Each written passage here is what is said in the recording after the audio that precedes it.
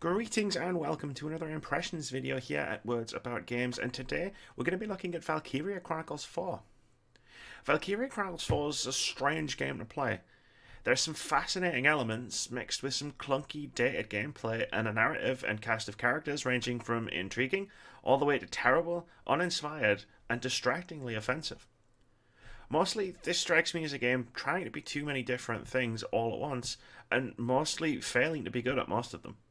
Yet I still somehow managed to carve out a good time with the latest entry in Sega's venerable strategy RPG series, even if I did have to wade through and ignore all manner of quirks and issues with how the game puts itself across. Let's start with the core gameplay. At its most basic level, Valkyria Chronicles 4 is an engaging strategy game. It's divided into chapters with a strategy mission that thrusts you into a specific situation, tasking you with controlling a small squad of soldiers and completing objectives relevant to the story, such as capturing an enemy fortress guarded by machine gun turrets or signaling artillery support using clock towers. There are some great ideas in Valkyria Chronicle 4's core gameplay. Going into each battle, you'll need to select which characters to bring along. They're divided into a variety of different classes that excel in different tactical scenarios. Scouts, for example, can move much further in a single turn, whereas snipers can deal devastating amounts of damage from long distance to infantry with successful headshots. Mixing and matching different combinations of characters can have an impact on how you approach objectives and will change the tactics you'll implement on the battlefield. It's not just about stacking your squad with the right combo of classes either. Each of the characters in your company are distinct in a few different ways. While there are the main and supporting characters that you'll get to know better through the game's narrative, each character in your company is named, voiced, and has their own potentials, abilities that can trigger during combat and positively or negatively affect things like aim, movement, and more. One other neat feature is relationships, which can be formed between soldiers during battles, causing them to perform better when fighting side by side with characters they're fond of. The trouble is, the execution is a bit wonky. For all the cool ideas and the gripping tactical potential this game has, Valkyria Chronicles 4 feels quite clunky and dated in moment-to-moment gameplay. Rather than simply telling your soldiers what to do and watching them execute their orders, you'll utilize a limited number of command points to select characters and control them directly.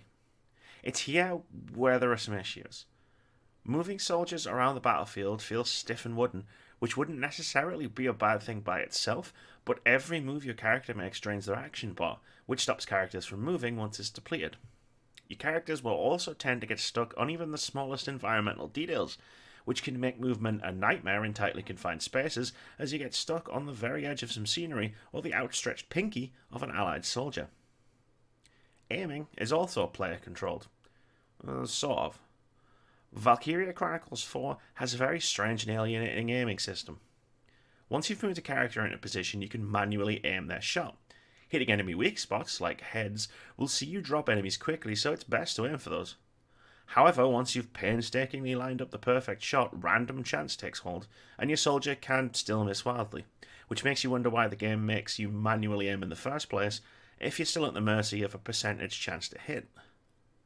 It's also difficult to tell if environmental objects and scenery will block a shot you're about to make until you're already aiming, which, when coupled with the clunky and limited movement, can create all manner of frustrations. Outside of combat, you'll spend most of your time watching cutscenes and poring over the myriad of upgrades available to your various soldiers at the HQ unlocked a few hours into the game. In a welcome touch, you can actually level up entire classes rather than individual characters, which helps keep all your soldiers viable with minimal effort and micromanagement. The same goes for upgrading weapons and armor. Once you've unlocked a more powerful weapon, it gets equipped by everyone who can wield it, although there are special items that can be equipped to your favorite characters for stat boosts. These items serve to overpower your favorites, rather than having to deal with leaving most of your other characters behind trying to decide which ones to level up. It's Valkyria Chronicles 4's narrative that really dragged it down, however. The setting itself is inspired, a mishmash of World War I and World War II ideas set across a fictional Europe. It sets the stage for a really engaging and compelling wartime story that the game utterly fails to deliver on. The game has a weird tone. Half-hearted attempts at creating deep character interactions or meaningful war stories are undermined by a terrible cast of characters and an unusually high amount of cringeworthy moments, even for a JRPG. Most of the characters are simply bland, but some are truly awful, highly toxic individuals who I'd much rather were shredded by enemy machine guns than have to listen to them for another cutscene. There's the skeleton of a potentially awesome war story in Valkyria Chronicles 4, but it seems much more interested in demeaning and degrading its female characters or focusing on the disgusting antics of its hornier company members sexually harassing a naval officer or upskirting a fellow soldier. For the sake of my sanity, I just started skipping the cutscenes and dialogue altogether. And that's Valkyria Chronicles 4 in a nutshell.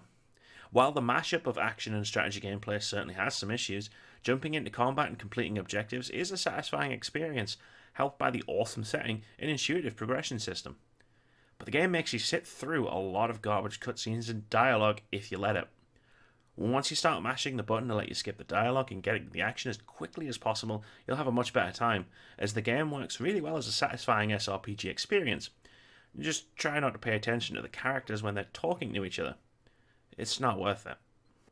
Thank you very much for watching this video, guys. If you've enjoyed it, please keep it here at Words About Games. We've got tons of content, including our weekly podcast, more impressions videos, patch notes, and our weekly indie game of the week.